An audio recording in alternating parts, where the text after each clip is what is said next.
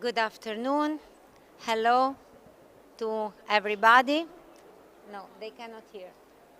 Non va.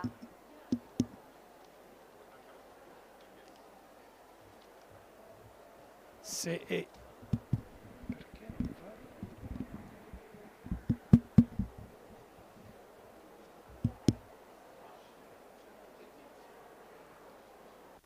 Microphones are always a trick. I cannot understand why is it possible we go to the moon, we do wars, and we cannot have the microphone properly working. Okay. Hello everybody. Thank you for joining us, and thank you very much for joining us also from home, to those, all those that are following our conversation from their home in different countries. We are broadcasting, streaming this special event. I am Elena Pasoli, director of the Bologna Children's Book Fair. Why is it special? It's special because this is the first time ever that the Bologna Children's Book Fair explore in depth the creativity and the power, the strength of African children's publishing. And I have to tell you that this exploration has its roots in 2019 when Bodour and I started talking about this. I had heard about what she was doing with the Innovation Forum and other programs, and her programs were perfectly matching with my not programs, only desires at that time. And so we started talking, and actually we had planned to start doing something together in 2020. But then the fair was cancelled for 2 years. And let me say that maybe it was not so bad that we had to wait so long. Why? Because we were fortunate to find a huge collaboration and partnership with the Italian Trade Agency. They have supported a lot this edition of the Bologna Book Fair. But what's even more interesting is that when I say support, it's not an elegant way to say they gave us money. Of course, they supported us financially for some special events, but what was even more interesting was the collaboration they gave us through all their offices across Africa. So if we have this wonderful exhibition, if we have such a large representative of African children's publishing, is thanks to Bodour, Ben Stewart, their team, her team, but also thanks to the Italian Trade Agency. This is only the first step of this wonderful exploration. This is the first step, and it's so meaningful that we have immediately decided that this is the first one, because there will be a second one, possibly a third one, until the presence of Africa will become stable and permanent. What all possible support we can give, we will figure it out. The important is to have the wonderful voices from that continent here in Bologna. Thank you very much again. Thank you for being with us. Thank you for our marvelous speakers. Thank you to Bodour, who I'm inviting to the stage. I'm giving her the floor. Thank you to the Italian Trade Agency, and have a good conversation. I apologize, I won't be able to stay until the end because, of course, you know, during the book fair, there's fortunately and unfortunately, in a way, too many things overlapping, but we are also recording the meeting, so it will be also available in 1 week after the fair to all those as me are going to miss it. Bodour, you know, she is so many things. She is the president of the International Publishers Association. But may I tell you what I mostly care about, what the many things she is? That she is the soul and the head of the Publish-Her network. That is something that is stick to my heart, and I'm very proud to be part of it. So, thank you so much, Elena. Thank you. Thank you, Elena, for that warm and lovely introduction. Hello, everyone. It's so good to see you here. I see so many familiar faces in the audience.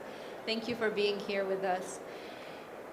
So as you know, the IPA has been a huge supporter of African publishing.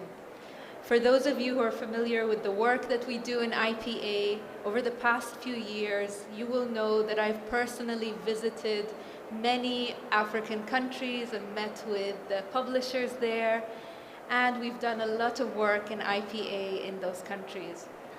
In fact, I've made it my mission to support all publishing communities that are not fully represented on the global stage. And my support is founded on the belief that the human family is healthier and stronger when every voice is given the opportunity to be heard, when all cultures are part of our collective consciousness. As a publisher, my support is based on the belief that strong local and regional publishing communities are vital if we are to create robust, diverse, and inclusive global publishing industry.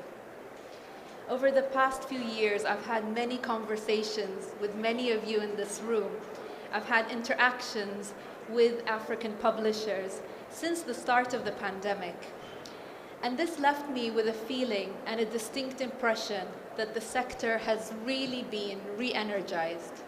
Most of the conversations with African publishers centered on difficult but crucial questions about business models, strategies, skills, the future role in societies. And at IPA, we believe that these questions are timely and necessary. The world has been moving so fast before this global health crisis began, and COVID-19 has just accelerated this trend. And that's why innovation is now essential to create an industry that's fit for the future. These days, it's not about survival of the fittest or the quickest.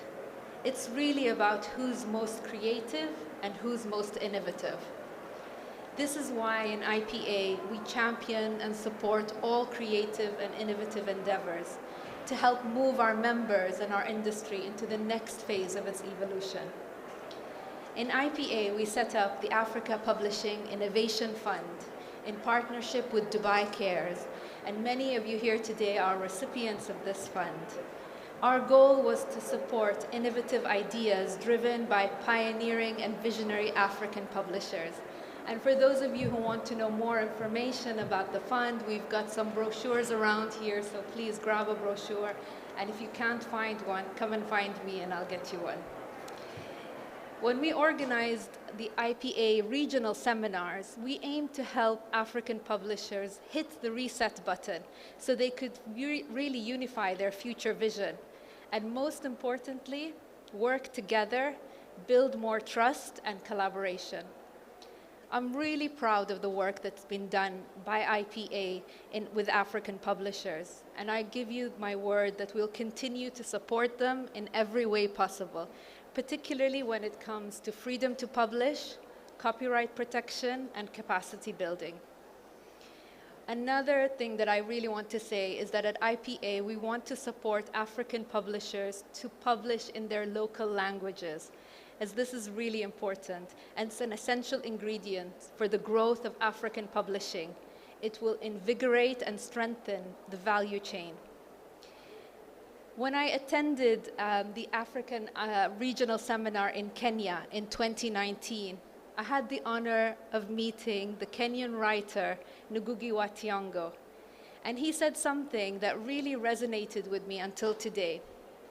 He said, African writers and African writing had visibility in the world and invisibility in the continent. That's something to think about. To tell African stories in African native languages read by African readers is true representation. To be able to communicate directly with African readers who may not be proficient in English or French means that millions of readers in Africa, in urban centers or rural areas, will be able to enjoy the privilege of reading their own culture in their own language, which will help create a reading culture beyond the classroom. So, dear friends, this is your opportunity now. You have our support. You heard it from Elena as well. You have the right platform now. And most of all, you have the talent to make African publishing sector a global contender in our industry, contributing to our diversity and enriching our library with new voices. So I just want to close by thanking the Bologna Children's Book Fair and Elena in particular for really believing in this vision, and also the Italian Trade Agency for supporting and organizing this program, and for inviting me to share my thoughts with you today. I look forward to hearing the rest of the discussions. Thank you very much.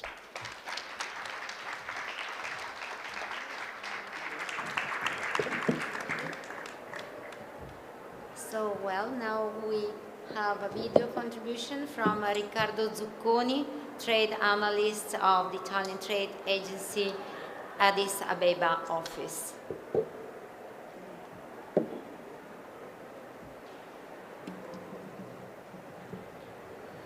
Good morning, everybody. I'm Riccardo Zucconi, and I'm the director of the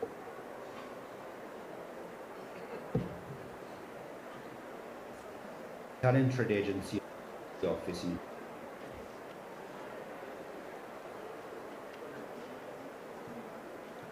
Ethiopia. Our agency, for those who don't know, is the governmental agency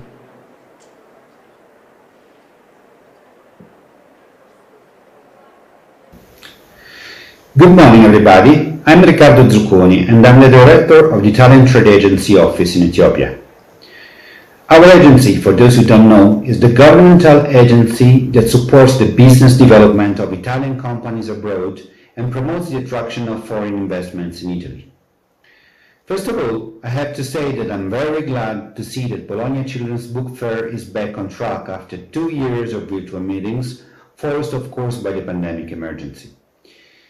This year, among all the events organized, it's very appreciated that the Children's Book Fair was gazing at new emerging markets, like the African ones.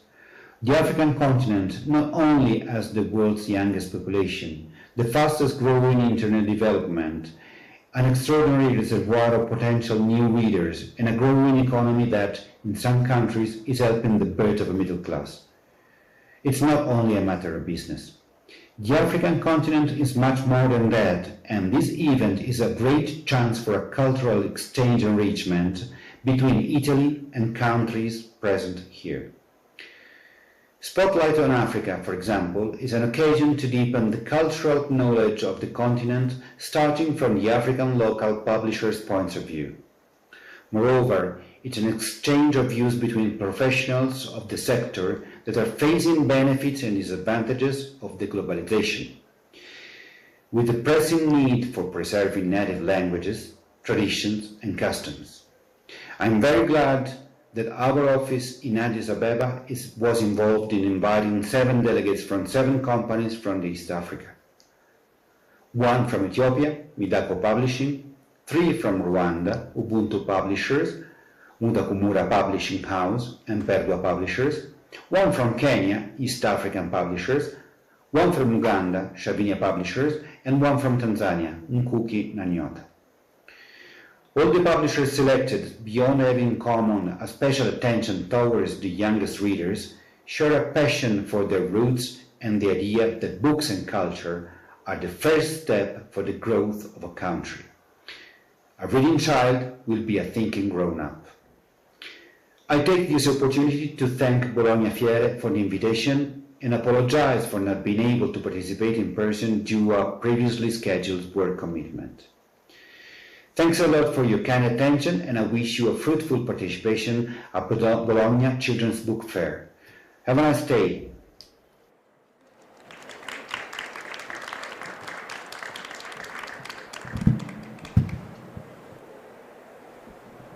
Hello, benvenuto a tutti. Hello everyone. My name is Dula Lengema. I'm a bookseller. I'm gonna be kind of your host of for this afternoon during those 3 panels that we're gonna present to you. So if you see me, it means that you have to be focused, but after me. So the first topic. First of all, I wanted to thank all the crew of the BolognaFiere, Petra, Isabella, Benedetta, and of course Daniela for hosting us and let us be here and feeling well welcomed. So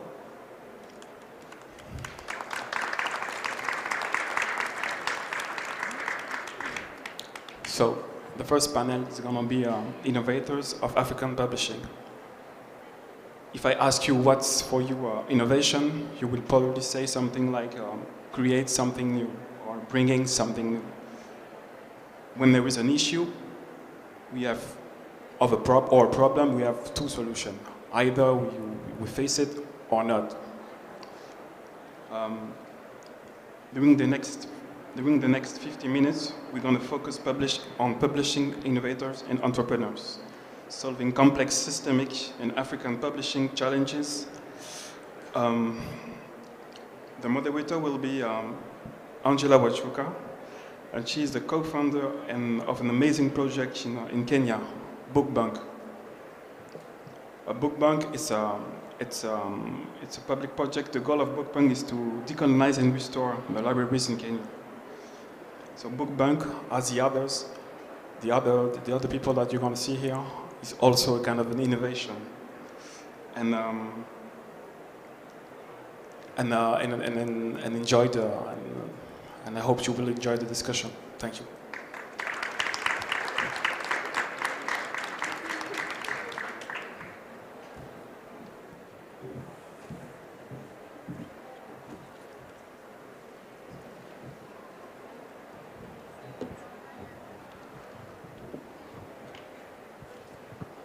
Good afternoon. We're just spreading ourselves out a little bit. We're going to need some room. Good afternoon, everyone. Thank you for that lovely introduction. My name is Angela Wachuka. I am privileged to be here this afternoon with this wonderful panel. We are going to be having a discussion, like he said, about innovation in publishing, and we'll be focusing on specific projects that all these wonderful people that you're seeing on stage have been working on. Let's just call it for the lockdown period. Shall we call it that? It's been a long sort of 2-3 years. And without further ado, I'd like to introduce them. To my extreme right is Bibi, Bakare-Yusuf. Bibi is a Nigerian academic, a writer, and an editor from Lagos, Nigeria, and she's co-founder of a publishing company called Cassava Republic Press, who send out the funkiest newsletter, by the way. So if you're not on that mailing list, you're missing out on a lot. And this was founded in 2006, I believe, in Abuja, and then later set up in London as well, and currently operating out of both places. So Afropolitan indeed. And then we have Will Clurman from Kenya. He's the co-founder and CEO of eKitabu, which delivers accessible content for quality education in local languages. We've come across a lot of this work with our own work working on public libraries, and we'll dig into that in a minute. And then we have Dadson, who is the founder and CEO of AkooBooks, which is an audio publisher and digital distributor of African audiobooks, and she's also an audiobook producer. Please welcome my panel accordingly. Thank you. Thank you very much. So this afternoon, we'll be digging into some projects that the panelists have been carrying out, the kind of needs that they have been addressing, the innovative approaches that they've been taking in addressing these needs, what some of the outputs have been, and also a little bit about the impact that they're creating. So we'll just jump right in. We'll begin with you, Bibi. we were having a conversation earlier that was quite fascinating in the sense that a lot of people here, like Bodour pointed out, have been beneficiaries of the African Publishing Innovation Fund, which is wonderful. Please do look it up. It's a partnership between the International Publishers Association and Dubai Cares. And I remember the last time we interacted, Bibi, was in 2019 in Sharjah, when the announcement about the first cohorts of this was being made. And the project that you and I were discussing earlier was around children's content by 3 authors from Nigeria in local languages and then translated into English, which is a very interesting approach because usually, like we're saying, it's the other way around. Could you please tell us a little bit about this project? Thank you so much, Angela. Thank you, everyone. It's great to be here. I've always wanted to publish books in Nigerian languages, but every time I tried to do so and look at the cost, it was quite prohibitive, trying to think about, because I was thinking about translation rather than thinking of finding authors to write first in the local languages. And when the opportunity to apply for funding came, I thought this is actually a good opportunity to experiment and to see if this was going to be possible and whether we can make this a viable business. And we're still at the early stage of it. So I thought, let's start with looking at established authors already, authors within our stable, to see if they might be interested in writing in their own mother tongue first, and then work with a translator to translate from their language, from their local languages to English. And it was really interesting and challenging to ask the authors to even begin to consider writing in their languages because many were used to writing in English. This is how we come to know them. And so they wrote in Yoruba, Igbo, Hausa. We got an author called Nathan John, Jumoke Verissimo, and Chike Inugwe to write in Igbo, Yoruba, and Hausa. And then we thought, let's look for a translator for it in English. And starting with the Yoruba, myself and the author thought it would be, well, the author suggested a professor at a university who was teaching Yoruba. I disagreed slightly because I felt as an academic, they might not get the nuances and the rhythm and the melody of the text. But I thought, you know, the author's Yoruba was a lot stronger than mine, so let's go with that. And we did. And it was a disaster, so to speak. So we now went back to square one, and so the author translated into English and then working with the Yoruba editor to work on it.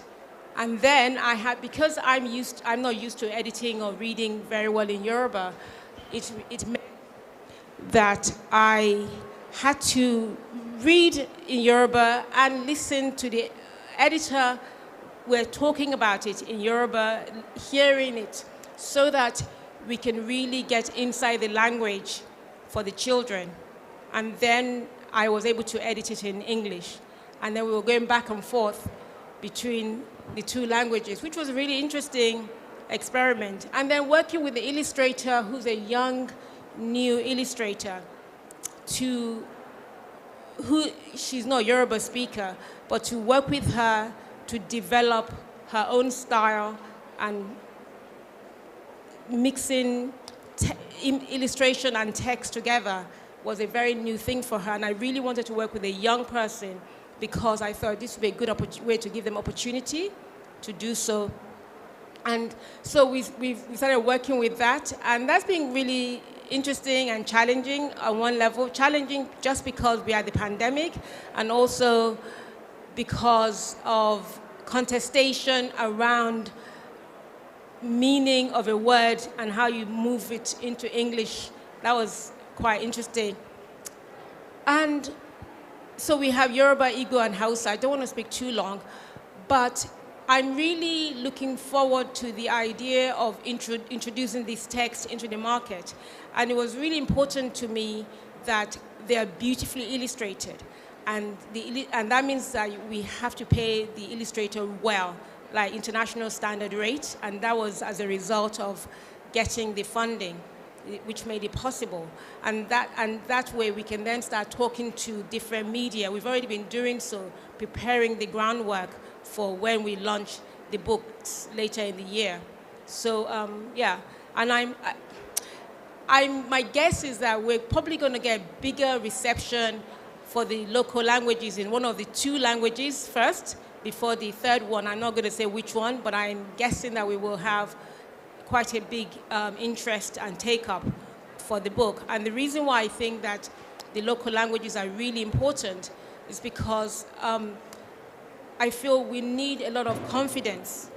What children build, part of their confidence building and the sense of being in the world is when they can feel at home and see their own language represented in text, in textual form, which I think, I mean, there are people who are publishing in all the different Nigerian languages already, but they're mostly in the educational market. So when it comes to innovation, are we innovating? In terms of producing something new, where I don't think we're innovating in terms of creating something new in the world, but within our own publishing landscape, our own publishing house itself, I think it's an innovation. Thank you. Oh, thank you. Don't put the mic down. I have a follow-up question for you before we move on to Will. And it's kind of just informed by what you just said about, are we innovating enough around our own languages? And one of my favorite things around this has been someone who works in the tech space, Ori Okolo, who's massive on Twitter, at least in the Kenyan Twitter space, has repeatedly said in the past that, you know, we cannot innovate our way out of basics, right? So what are some of the basics in terms of maybe policy or anything else to do with language that you think are challenging having an innovative approach in general? Can you repeat the question again? Yeah. What are some of the challenges I think that you're encountering, I suppose, in creating material in local languages beyond maybe challenges at your publishing house, just the larger ecology? Yeah. I think for me, one of the challenges is whether we have a market. We think we might have a market for the materials we're going to produce. And I think it's less a challenge, but it's more of the lack of knowledge. We haven't tested the market enough. And when I say we haven't tested the market outside of the educational publishing. So I think that's the limitation. Because I'm interested in trade publishing. And so it's really dipping the toes in the waters. But I think the other challenge is trying to get the educational system to make to make local languages a major part of study and curriculum and education, because I think that way you'll be able to build the economy for local language publishing, because without a mass scale educational publishers or publishing and government support for that, we're not going to be able to scale up in the way that we need to scale up. That's number 2. Number 3, I think we're seeing more and more interest on social media, on Twitter in particular, where younger people are rediscovering the languages maybe their parents did not teach them, so they're keen to learn them. And so with social media, we're seeing a kind of engagement. So whilst it's interesting for government and it's important for government to support, I think people are reconnecting back to their own roots and their languages. Thank you. Thank you. I'm sure we'll have some questions about that during our Q&A session at the end of this brief discussion. Will, so speaking about languages and all else, and and accessibility. Your recent projects have really kind of centered around this, which has been a fascinating area for me. And I'm talking about like looking at statistics and looking at, say, availability of material for, say, people who are visually impaired or hard of hearing.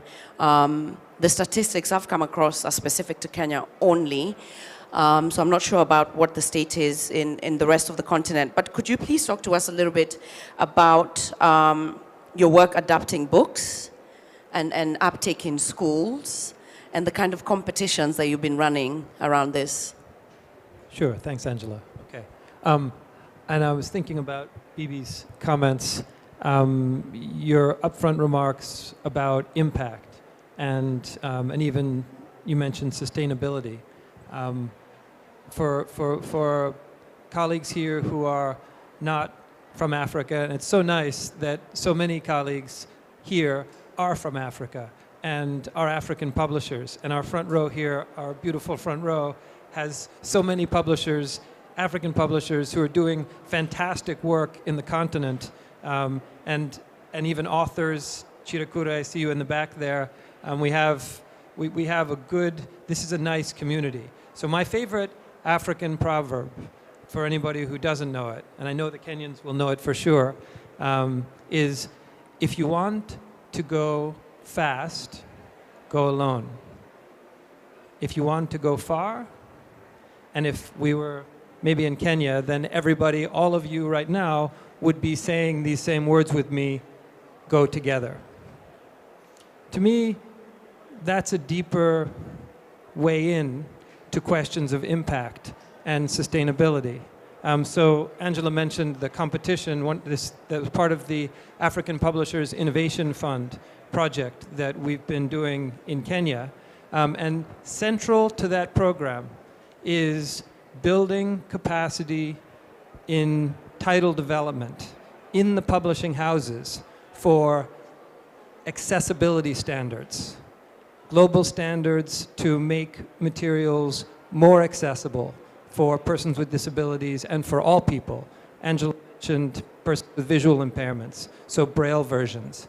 But also, I mean, I don't know how many of us, does anybody here know any sign language? Is there anybody who has a sign language? One person in the audience, the two of us. So,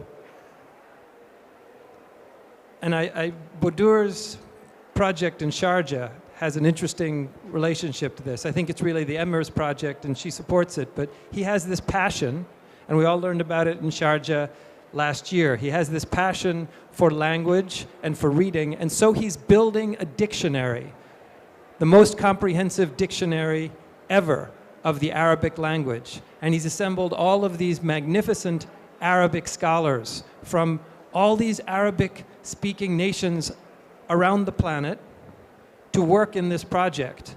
Why am I telling you about this? Because the work that we do in accessibility not only opens up reading to people and countries, it also opens up language. And to Angela's point, these points about local languages, about mother tongue languages, do you know that a child who's deaf doesn't go anywhere in this world unless they encounter sign language? And when I say anywhere in this world, I mean progress in education, get life chances, get employment. You see, in deaf education, language comes before literacy. And the deaf child who doesn't get access to sign language, and this means a local sign language that's used in their community and in their country, that child will never be able to communicate in mainstream society. It turns out, and this is something we've learned over the past several years, and in part under this African Publishing Innovation Fund as well, we've learned these lessons more deeply and more fully. A dictionary is the critical step in policy to getting a local sign language recognized, first of all, by the government, because if it's not recognized by the government, then it can't be used in a school. If it can't be used in a school, then no one will learn it, because 95% of deaf children are born to hearing parents. That means they get no exposure to formal language before they join school. And so if they join school and there's no one who can teach them sign language, then they will never gain language skills at all. So these things, the topic of accessibility, and even in the work that we do to embed local sign language into books, when we build ebooks, when we digitize materials from African publishers, we are embedding local sign language versions into the storybooks. And these are local sign language versions narrated by fluent deaf signers who are the best in their mother tongue. So this matter of mother tongue, whether it's Yoruba or Rwandan Sign Language or Ethiopian Sign Language, this matter of mother tongue is a matter of access to the world. It's a matter of access to knowledge. It's a matter of access to life chances of all kinds. And for me, Angela, this matter of accessibility, it's a way of going far together. So, No, it wasn't. It was perfect. Thank you, Will. For the publishers who we have in the room, there is an arrangement called the Marrakesh Treaty, through which you can have content adapted into Braille and make available to people that need it. I know that, Will, you worked with 25 publishers in Kenya under that treaty alone, I think, in the past year or so. Could you tell the publishers who are here what the opportunities for partnership around accessible material are? Sure, yep. Okay, so another show of hands. Who knows the Marrakesh Treaty for persons with visual impairments? Good, a lot more in the sign language. Yep, Ben, you have to. So the Marrakesh Treaty, otherwise sometimes known as Marrakesh VIP, is a copyright exception under WIPO. It's a global treaty that most countries have signed up to and even ratified in their parliaments, many of them have. It's a copyright exception for exchange, for cross-border exchange of materials royalty-free for persons with visual impairments, or as sometimes it's called, print disabilities. So not just people with visual impairments, but also people who can't turn the pages of a book. These are ways to make materials more, and reading, more widely accessible, more widely available for everyone.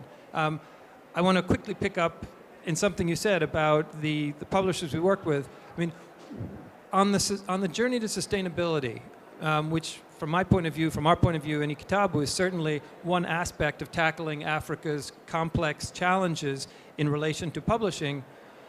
Thanks to the African Publishing Innovation Fund, we were able to create this prize competition for publishers, Kenyan publishers, to build accessibility according to global standards into their new books for children. And we created prizes in that worth 3.2 million Kenyan shillings that were distributed to publishers as incentives. Because there have to be, as Bibi was noting, there has to be a market. There has to be a way to sustain publishing. And this is one of the challenges, but it's very workable. It's very workable, especially when we have colleagues and partners and even sponsors, supporters who are not just supporting with their wallets, but also with their hearts and their minds, like Bodour Qasimi and her team in IPA. We greatly, greatly appreciate not only their help, but also the hearts that they bring on this journey, because it's an interesting journey. I mean, what we're doing, I think what we're doing on the continent is we're finding new ways to build reading cultures. We're finding new ways to make reading more accessible. And this matter of making books accessible for persons with visual impairments is one way to leave no one behind. Thank you, Will. So for publishers in the room, please do make sure you look up this treaty. It really does do a lot for making it possible for people to access material that they otherwise would not have access to. Ama, from Ghana.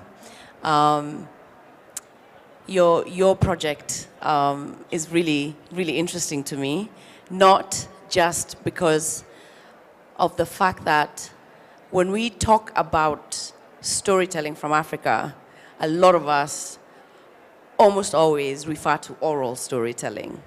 And the stuff that you're doing with your audiobook app for teenagers during school holidays, but also the partnership that you've got with a big telco. Please tell the room about your project. Thank you. And just picking up on two things and two words from Bibi and Will, accessibility and languages, two words that are very dear to my heart. Audio provides a way to, for us to appreciate language. Language is one of the cornerstones of literacy. And hearing languages spoken, I don't know how many languages we have in the continent of Africa.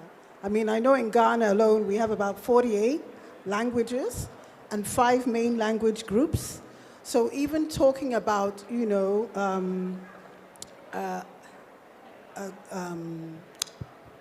cohesiveness in language and ability to understand the many, many, many different languages we have on the continent, hearing those languages and appreciating those languages is one of the basic cornerstones to learning to speak the language. So I'm a technologist by profession, and I've always been passionate about how do we use technology to improve our lives and to help solve some of our problems.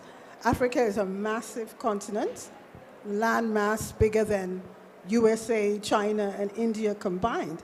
So if I'm publishing a book in Nigeria and I want to know what's being published maybe in South Africa or Kenya or, another part of the continent, it's very difficult to do with such a huge land mass. However, we have a big, I think, untapped potential use of mobile phones to use that as a channel to distribute books and get books to more people. Young people, the millennials as we call them, they're always on their phones, whether it's a feature phone or smartphone, they always have a phone, used to getting information from them, their music, their entertainment, their movies. And so basically we want to do with books what Netflix and Spotify is doing to get young people more engaged with books, to give young people more opportunities to listen to books that they may have never heard before.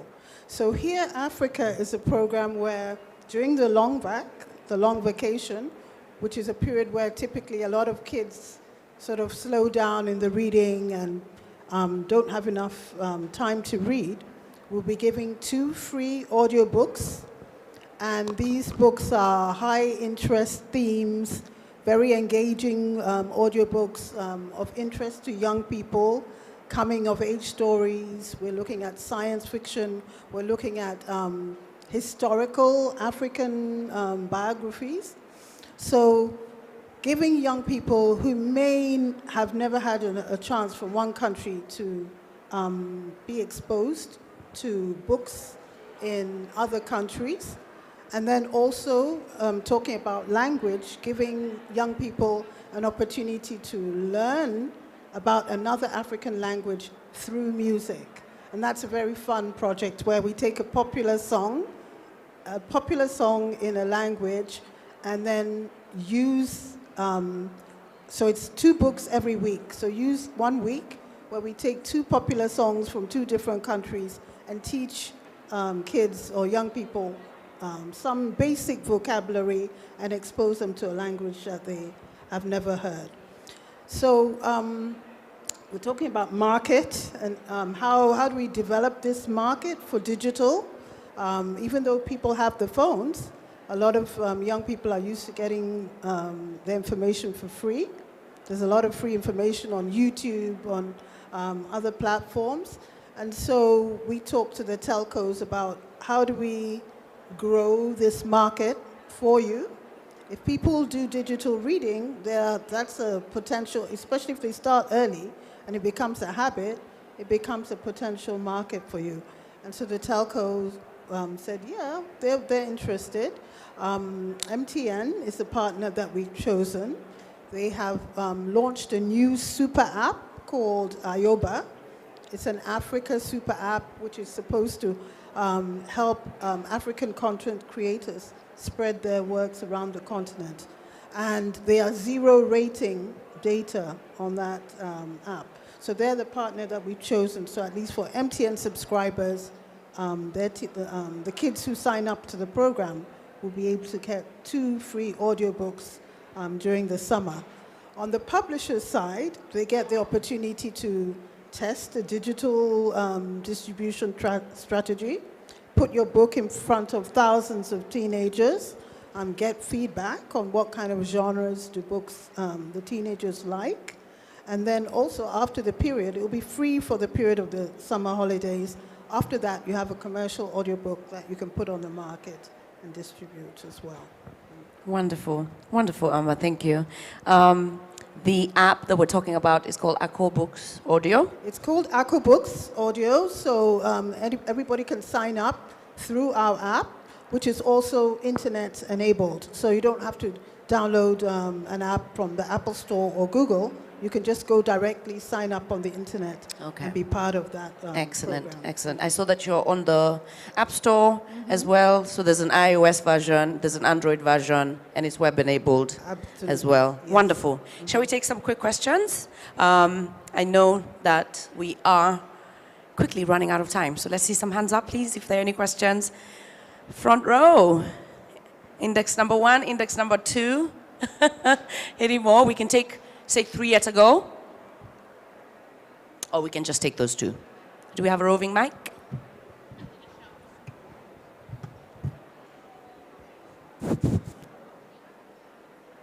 Thank you. Incredible conversation. One quick question for Amma. Is the app available to users all over the world or just restricted to Ghana? Yes, no, it's available all over the world. It's internet enabled. However, the program here, Africa, will be for African teenagers, so it'll be on the continent. But the app is available. After the period, all the books that are featured on the program will be available to anybody all over the world.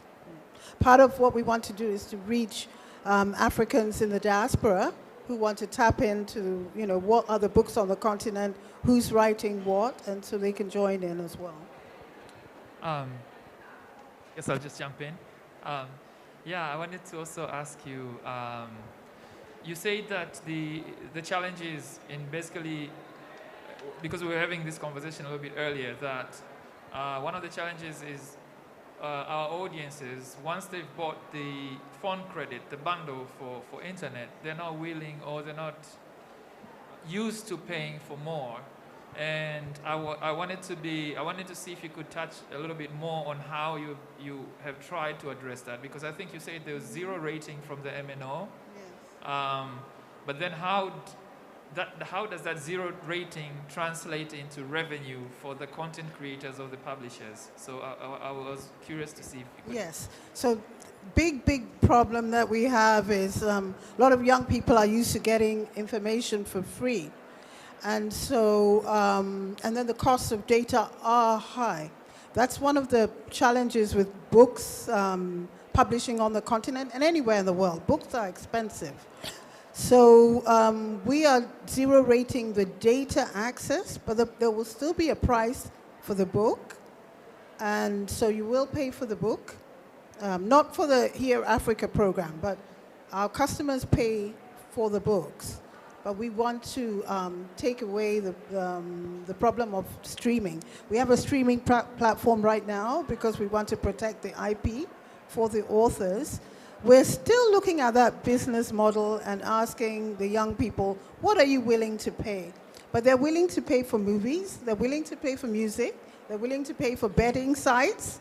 So it's, you know, trying to engage them to, when they finally get it, that digital reading is there and available for them to educate, entertain, amuse, inform, and it's just as normal to them as they do other digital purchases, then we believe that we'll find the right model. We're experimenting with different pricing models, but it's about $2 a month subscription fee for 1 or 2 audiobooks a month.